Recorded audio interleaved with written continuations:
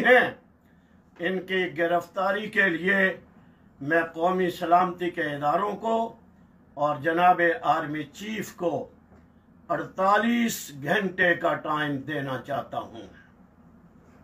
अगरचे ये ज्यादा है, मगर मैं फिर मुल्क की मोहब्बत में 48 घंटे का टाइम देना चाहता हूं।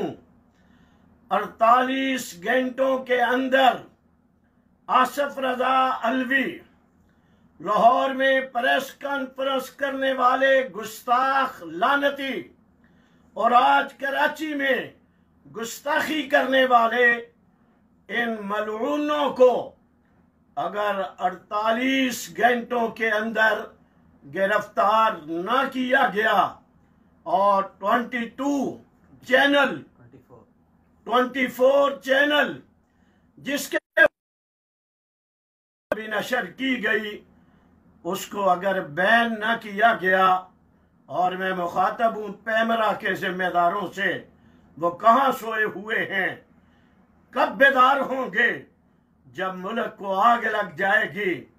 अगर ये बंद नहीं किया जाता और ये गुस्ताख गिरफ्तार नहीं होते तो 48 घंटों के बाद इस मुल्क में अगर कोई इन गुस्ताखों के खिलाफ तहरीक शुरू हो गई और अवाम सड़कों के ऊपर निकल करके आ गए, फिर जिम्मेदारी हमारी नहीं होगी। जिम्मेदारी जिनको मैंने मुखातब किया है वो उसके जिम्मेदार होंगे। वो यकीनन मुल्क से मोहब्बत करने वाले हैं।